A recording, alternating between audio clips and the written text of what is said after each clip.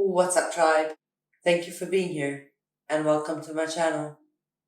Today's post is titled Life and Death, and as it's a dialogue between Matias and his higher self, I'll be referring to Matias as me and to his higher self as I am.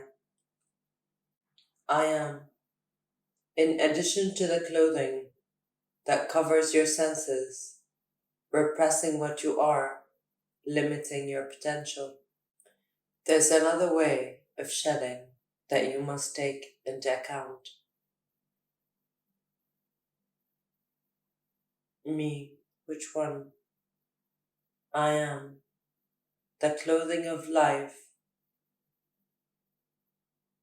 Your personality, each life, gives you a new clothing, a new armor, a tool with which you will face the most hostile and friendly environments.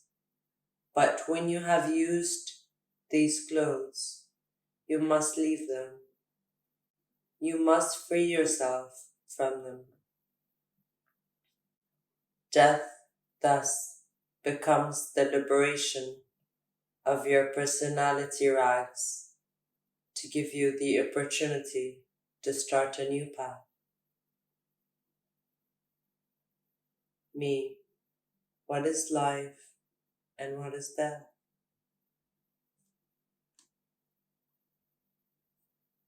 I am. Life arises from two Indo-European concepts adopted by Greek and modified by Latin, qui and zwun, which give rise to bios and zun, which mean alive and animal. To English, life, the Indo-European gave a more coherent word, lieb, which means perseverance, continue, remain. Thus both concepts would refer to the capacity for perseverance, for that which moves. Death, in a certain way, means to stay, dwell in a specific, stationary place, from the Latin mormore, something that no longer moves, and therefore stays still. In English, death comes from the Indo-European dio, a concept of ending. From the universal point of view, life and death describe a pattern, a path within the cosmic matrix. Me, how would that be? I am. When the mental universe decided to express itself, it did so by expanding what was within itself, in the concept of the interior, of the nucleus, outward, in the external, in the periphery, expanding. Inside and outside became two fundamental concepts for everything that would come later. Law of correspondence, vibration, rhythm, cause, effect, polarity, and generation, all would arise from the mental concept, dream and dreamer.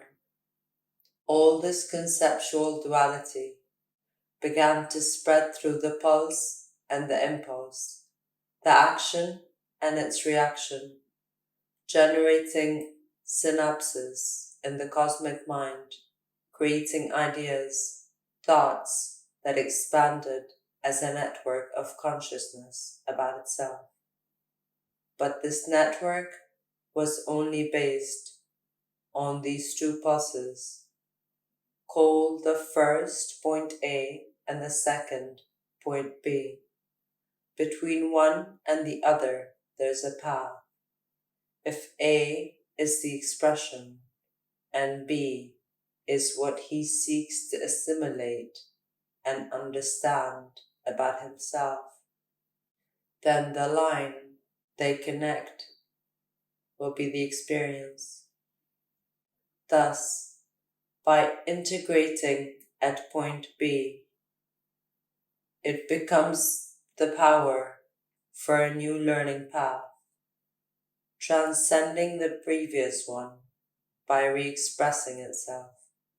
Each route between point A and point B is known as pattern, a word that comes from Latin and means protector, that which limits and protects, delimits a specific space, time, or concept. The points corresponding to each other are called negative and positive, pulse and impulse, action and reaction, cause and effect, time and space, origin and end, birth and dying. Therefore, a life is a pattern. A life is a limited concept of energy movement in which the universe experiences a new aspect of itself. Many patterns, together and successive, make up the matrix, that is, the womb of creation, from the Latin matri, uterus, mother. Thus, each pattern is a life, and the matrix is the history of the soul, where hundreds of lives converge, and all together make up the wisdom of being. Me. So life and death is not a single vector between X and I, but it is actually a continuum, as in its etymology, a constant, permanence in movement. Death does not really exist from the universal point of view. I am exactly. Each death is a new birth, and therefore life does not exist either, because if each beginning of life is a death, all victors converge on the same idea. Being born and being born gives rise to the word nothing. In the universe, there is only manifestation from a constant denial and expression. Therefore, the teachers from their wisdom remind you, are you ready to die?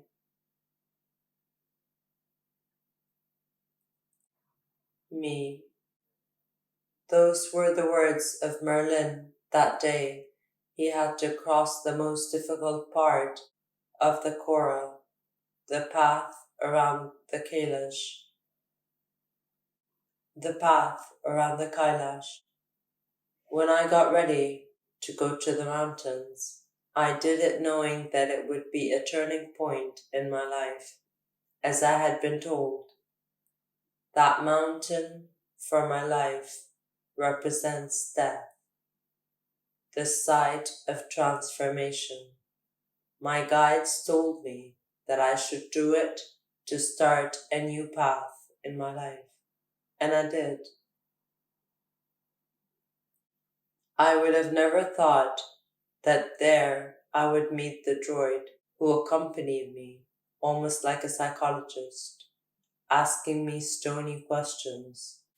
I faced the deaths of all my loved ones and how I would react to them. I realized that in many cases, we are more afraid of the loss of others than of the end of our own life, because we are so tied to others that we have projected our own lives on the ties with others. And if they die, it is as if a part of me dies. My grandmother was going through a difficult process of cancer, and on the mountain, I had to die in myself for her, to help her transcend.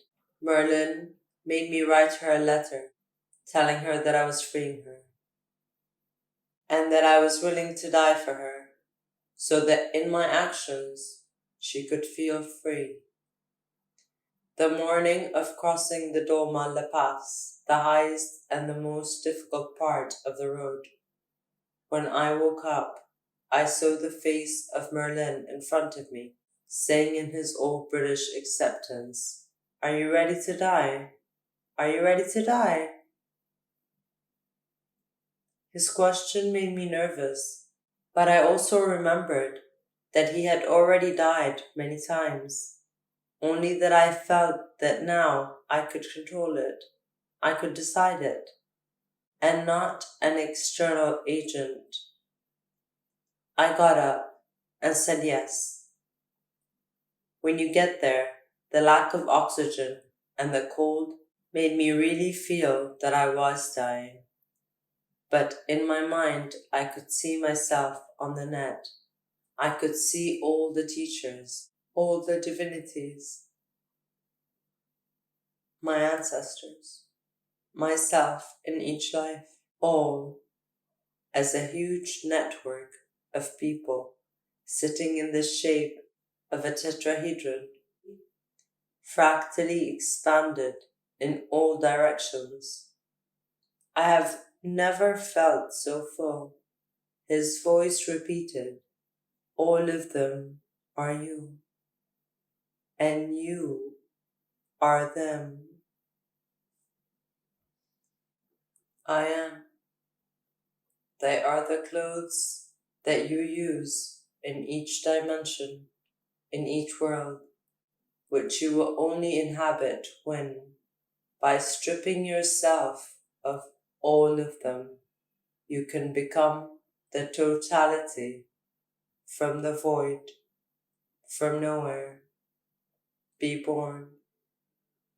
Me, death is something that scares us all by nature, and yet it is the most wonderful and orgasmic sensation that one can feel.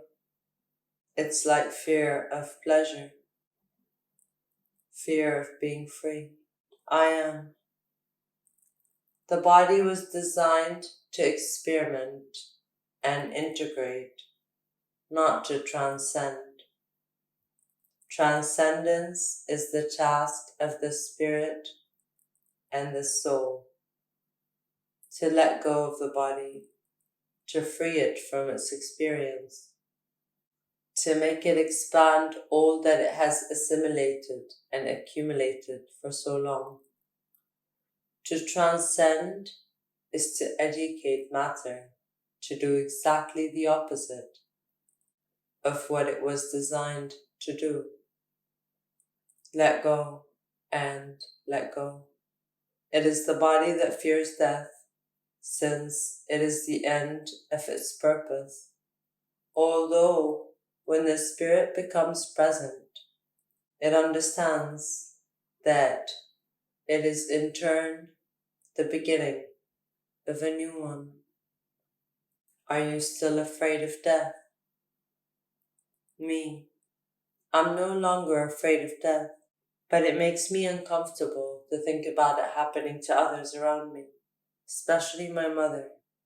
These days my health has been complicated, and although I feel enormous stability, when the master in the pyramid asked me, "What are you willing to give if you have to experience death?"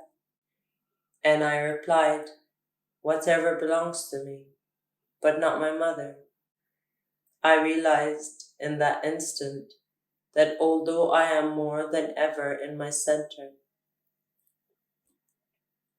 the idea of losing her continues to awaken my most human part. So you must put aside the human you show, he told me.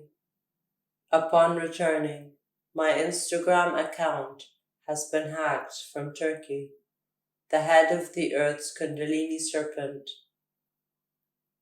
Basically, my Instagram was my face to the world through which I communicated to about 180,000 people every day, and that was lost. But strangely, it did not affect me. I understood what had happened. That morning in the pyramid, I had decided to die myself, to let myself die before everyone, to disappear, to be born again. Nothing. Zero. I am. Deaths occur while you are alive, because they are small, great transformations, which, if you take responsibility for them, you understand their significance. There are many deaths: mental, conceptual, physical, biological, emotional, energetic, and they all face us, discovering a new part in ourselves. Dying is the gift of the universe to allow you to create a new reality. Life and death are not enemies to each other. They are a continuum. They are the experience and integration of each mental, emotional, and physical process, an eternal cycle of energy that gives meaning to each pattern throughout the entire matrix. Me. Do not fear or deny destruction, for death and chaos are the universe's opportunity to generate order and new life.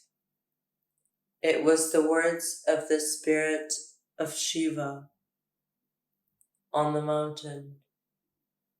Death is the great transformation that we all hope, but that for fear of living it in life, we relegate ourselves to experience it through our death. I am. Are you ready to die? Me. Yes, I am. Well, I am life and death in constant motion, always ready to be reborn.